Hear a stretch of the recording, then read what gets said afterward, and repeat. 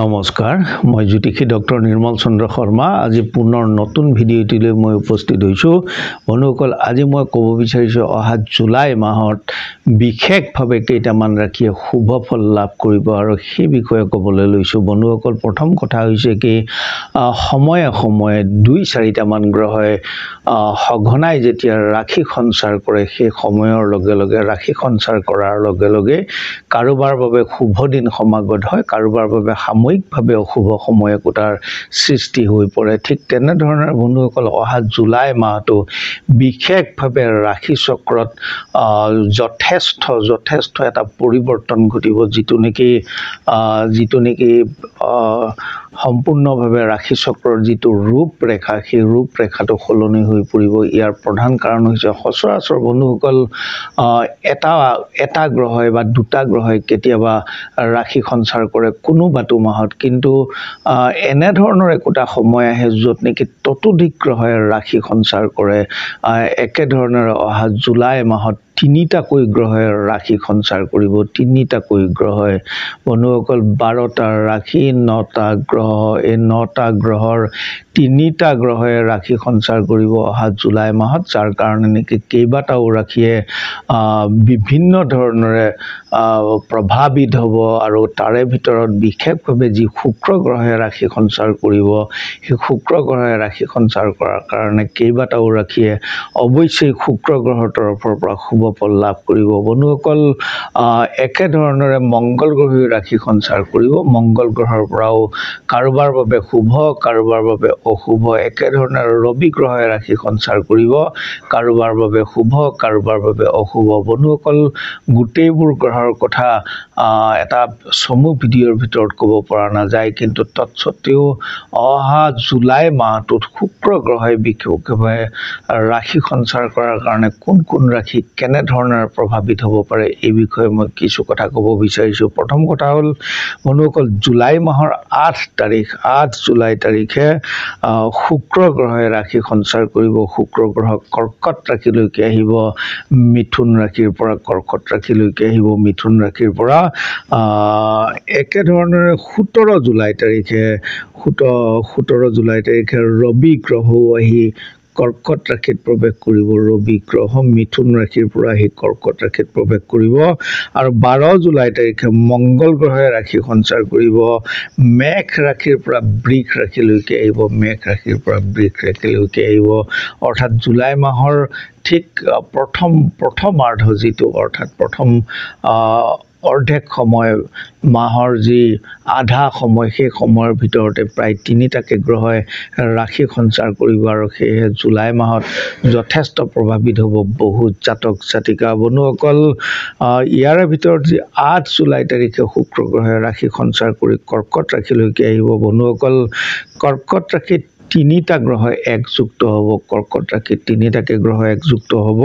আৰু বিশেষভাৱে শুক্ৰ গ্ৰহই কোন ৰাশিৰ ওপৰত কেনে ধৰণৰ প্ৰভাৱ পেলাব বন্ধুসকল প্ৰথম হৈছে কৰ্কট ৰাশিত যিহেতু কৰ্কট ৰাশিত আহি প্ৰৱেশ কৰিব কৰ্কট ৰাশিৰ অধিপতি গ্ৰহ হৈছে চন্দ্ৰ কৰ্কট ৰাশিৰ অধিপতি গ্ৰহ হৈছে চন্দ্ৰ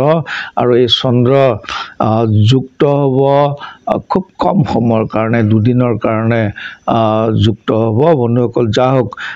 কৰ্কট ৰাশিত যিহেতু শুক্ৰ গ্ৰহ প্ৰৱেশ কৰিব আৰু জন্ম ৰাশিত যদি শুক্ৰ গ্ৰহে প্ৰৱেশ কৰে জন্ম ৰাশিত যদি শুক্ৰ গ্ৰহে প্ৰৱেশ কৰে তেতিয়াহ'লে বন্ধুসকলৰ ৰাজ সন্মান লাভ কৰে আৰু সেয়েহে কৰ্কট ৰাশিৰ জাতক জাতিকাসকলৰ যথেষ্ট শুভ সময় বুলি ক'ব লাগিব অহা জুলাই মাহটো শুক্ৰ গ্ৰহৰ তৰফৰ পৰা বন্ধুসকল বৃষ ৰাশিৰ জাতক জাতিকাসকল তেখেতসকলৰ যিটো তৃতীয় গৃহ যিটো পৰাক্ৰম গৃহ সেই পৰাক্ৰম গৃহত প্ৰৱেশ কৰিব শুক্ৰ গ্ৰহ আৰু তেখেতসকলৰ শত্ৰুৰ নাশ ঘটিব পাৰে যথেষ্ট সন্মান বৃদ্ধি পাব পাৰে বিভিন্ন ধৰণৰ উপকৃত হ'ব পাৰে বৃষ ৰাশিৰ জাতক জাতিকাসকলে বন্ধুসকল বন্ধুসকল বৃষ ৰাশিৰ কিন্তু গুৰু অশুভ হৈ আছে তৎসত্ত্বেও সাময়িকভাৱে শুক্ৰ গ্ৰহৰ কাৰণে কিছুদিনৰ কাৰণে অৰ্থাৎ জুলাই মাহটোৰ কাৰণে তেখেতসকলৰ জুলাইৰ 8 তাৰিখৰ পৰা অৱশ্যে যথেষ্ট শুভ বুলি ক'ব লাগিব কেইটামান দিনৰ কাৰণে বন্ধুসকল মেঘ ৰাশিৰ জাতক জাতিকাসকলৰ যিটো চতুৰ্থ গৃহ সেই চতুৰ্থ গৃহত শুক্ৰ গ্ৰহ প্ৰৱেশ কৰিব যাৰ কাৰণে নেকি তেখেতসকলৰ শাৰীৰিক সুস্থতা অৱশ্যেই থাকিব অৰ্থাৎ যদি কোনোবা অসুস্থ অৱস্থাটো আছিলে শাৰীৰিকভাৱে বিভিন্ন ধৰণৰ অসুবিধাত ভুগি আছিলে তেখেতসকলেও সুস্থতা অনুভৱ কৰিব এই সময়ছোৱাত বলবীৰ্য বৃদ্ধি হোৱা বুলি কয় বন্ধুসকল এনেধৰণৰে বৃষ ৰাশিৰ জাতক জাতিকাসকলৰ বিভিন্ন ধৰণৰ তেখেতসকলে উপকৃত হ'ব মেঘ ৰাশিৰ জাতক জাতিকাসকলে একেধৰণৰে উপকৃত হ'ব বন্ধুসকল মীন ৰাশিৰ জাতক জাতিকাসকলৰ যিটো পঞ্চম গৃহ সেই পঞ্চম গৃহত শুক্ৰ গ্ৰহ অত্যন্ত শুভ ভাৱত থাকিব বুধযুক্ত হৈ থাকিব যাৰ কাৰণে নেকি মীন ৰাশিৰ জাতক জাতিকাসকলৰ যিটো পঞ্চম গৃহ যিটো সন্তান গৃহ সেই সন্তান গৃহ প্ৰতিভা গৃহ বিদ্যা গৃহ এই গৃহটোক যথেষ্ট গুৰুত্বপূৰ্ণ পঞ্চম গৃহটো লক্ষ্মী স্থান বুলিও বিবেচনা কৰা হয় আৰু সেই পঞ্চম গৃহ অত্যন্ত শুভ হৈ পৰিব শুক্ৰ গ্ৰহৰ কাৰণে যাৰ কাৰণে তেখেতসকলে বিশেষভাৱে সন্তানৰ পৰা শুভ ফল আশা কৰিব পাৰিব সন্তান সুখ বুলি কোৱা হয় বিভিন্ন ধৰণৰ বা তেখেতসকলৰ সন্তানসকলে সুনাম কঢ়িয়াই আনিব পাৰে বিভিন্ন পৰীক্ষাত কৃতকাৰ্য লাভ কৰিব পাৰে এনেধৰণে অৱশ্যে শুভ ফল লাভ কৰিব মীন ৰাশিৰ জাতক জাতিকাসকলে বন্ধুসকল ধনু ৰাশিৰ জাতক জাতিকাসকল তেখেতসকলৰ অষ্টম গৃহ য'ত আয়ু বিচাৰ কৰা হয় শুক্ৰ গ্ৰহ অষ্টম গৃহত অত্যন্ত শুভ ফল প্ৰদান কৰে বিমান যাত্ৰা কৰোৱে শুক্ৰ গ্ৰহ অষ্টম স্থানত আহিলে লটাৰী প্ৰাপ্তি কৰোৱাব পাৰে শুক্ৰ গ্ৰহ অষ্টম স্থানত থাকিলে অৱশ্যে বন্ধুসকল ইয়াত বিভিন্ন গ্ৰহৰ সংযোগ থাকিব লাগিব যা হওক গতানুগতিকভাৱে অষ্টম স্থানত শুক্ৰ গ্ৰহ অত্যন্ত শুভ আৰু পাৰিবাৰিক সুখ লাভ কৰিব ধনু ৰাশিৰ জাতক জাতিকাসকলে এই সময়ছোৱাত অৰ্থাৎ জুলাই মাহৰ 8 তাৰিখৰ পৰা বন্ধুসকল বৃশ্চিক ৰাশিৰ জাতক জাতিকাসকলে অৱশ্যেই শুভ ফল লাভ কৰিব নৱম গৃহত থাকিব শুক্ৰ গ্ৰহ আৰু নৱম গৃহত শুক্ৰ গ্ৰহ সম্পূৰ্ণ জুলাই মাহটো থকাৰ কাৰণে তেখেতসকলে অৱশ্যেই শুভ ফল লাভ কৰিব বৃশ্চিক ৰাশিৰ জাতক জাতিকাসকলৰ আৰ্থিক উন্নতি বিভিন্ন দিশত তেখেতসকলে শুভ ফল লাভ কৰিব বন্ধুসকল কন্যা ৰাশিৰ জাতক জাতিকাসকলৰ যিটো আয়ক গৃহ সেই আয়ক গৃহটো অত্যন্ত শুভ হৈ পৰিব জুলাই মাহত অত্যন্ত শুভ আয়ক গৃহত তিনিটাকৈ গ্ৰহ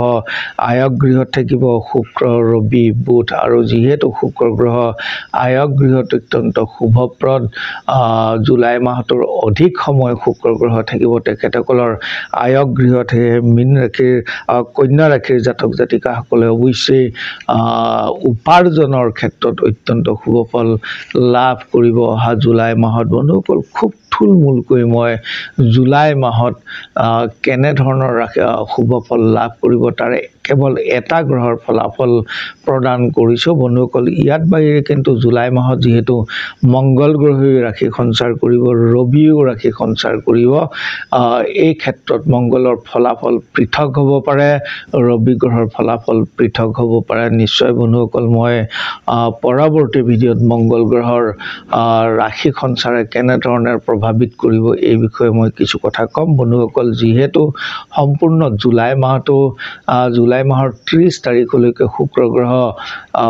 গ্ৰহে ৰাশি সঞ্চাৰ কৰি কৰ্কট ৰাশিত থাকিব আৰু এই সময়ছোৱা বিশেষভাৱে জুলাই মাহটো কেনেধৰণৰ শুভ ফল লাভ কৰিব এই বিষয়ে কিছু কথা ক'লোঁ অৱশ্যে এনেধৰণৰ ভিডিঅ'সমূহ পাই থাকিবৰ কাৰণে এই চেনেলটো